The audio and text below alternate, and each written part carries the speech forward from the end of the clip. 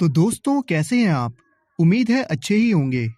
दोस्तों, हमारी आज की कविता का शीर्षक है यह दंतुरित मुस्कान, जिसके कवि हैं नागराजुन। इस कविता में नन्हे नन्हे नए दांत आए बच्चे की मुस्कान के सौंदर्य का चित्रण है।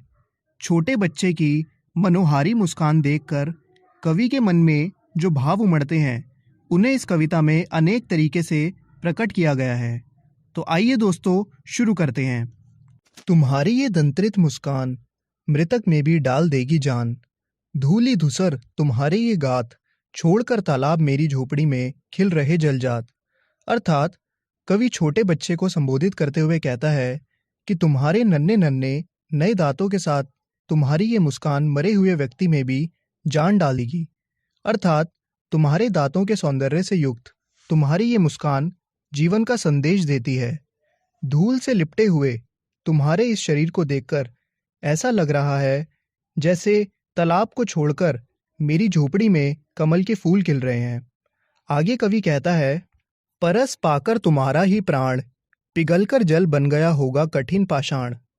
छू गया तुमसे कि झरने लगे शैफालिका के फूल, बाज था कि बबूल।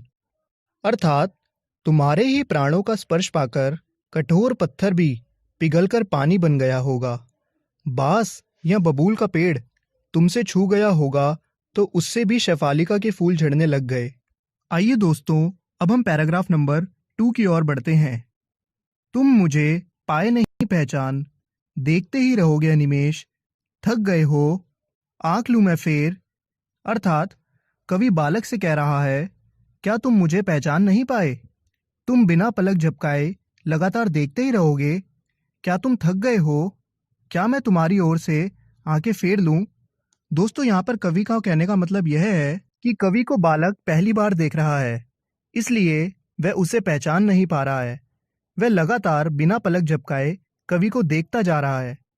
कवि ये महसूस करता है कि इस तरह निरंतर देखते हुए वह बालक थक गया होगा, अतः वह स्वयं ही उसकी ओर से आंखें हटा लेना चाहता है ताकि बालक उसकी ओर देखना बंद कर आराम कर सके।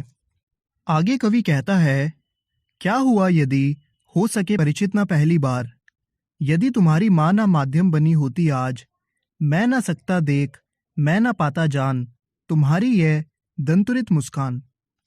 अर्थात यदि हम पहली बार में परिचित ना हो सके तो कोई बात नहीं, यदि